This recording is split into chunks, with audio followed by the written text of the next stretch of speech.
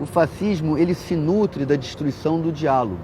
E um dos modos de destruir o diálogo é dar às palavras sentidos que elas não têm. A afirmação de que a cultura no Brasil é comunista é um absurdo em todas as palavras que estão na frase.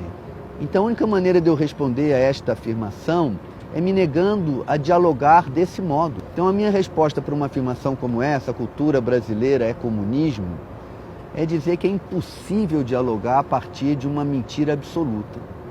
Só uma pergunta para eu entender o seu ponto de vista. O que você achou dos anos em que o Brasil foi governado pelo Partido dos Trabalhadores? A minha opinião sobre os governos do PT é muito complexa. Acho que aconteceu muita coisa boa e, ao mesmo tempo que muita coisa boa foi feita, muita desonestidade foi cometida. E foi cometida para enriquecimento pessoal, mas também com a desculpa de que o preço de libertar o povo brasileiro da sua opressão era manter a corrupção vigente para poder aprovar leis no Congresso, enfim, aquele blá blá blá deles.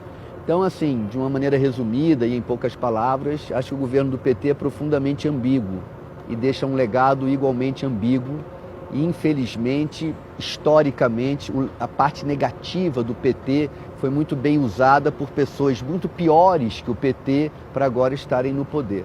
Essa é a minha opinião. A gente tem que compreender que, de fato, para mim, na minha opinião, foi uma tragédia o segundo turno ter ficado entre o PT e o Messias. Eu falo Messias porque é o nome dele, porque o partido dele não existe. Então, não ficou entre o PT e um partido. Ficou entre o PT e aquele fenômeno.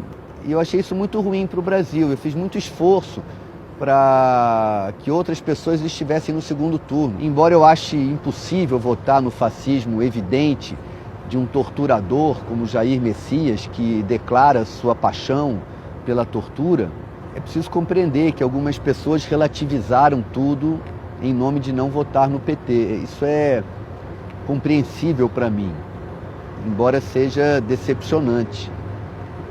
Queria saber quando as pessoas vão entender que religião e política são as duas coisas principais que não se discute, porque cada qual tem a sua. Eu entendo quando a pessoa diz que você não discute religião, porque religião seria, digamos assim, atender a um chamado sobrenatural, né? Então a pessoa está com esse argumento para ela. Eu não escolho a fé que eu tenho. Deus é que me escolheu para acreditar nele desse modo. Faria uma distinção entre o mundo sobrenatural e a religião. Toda religião é uma construção do ser humano, não é uma construção de Deus. A fé é um chamado, mas a estrutura da religião é sempre do ser humano. Mesmo porque Deus, se quisesse que houvesse apenas uma religião, ele assim teria feito para quem crê que Deus é o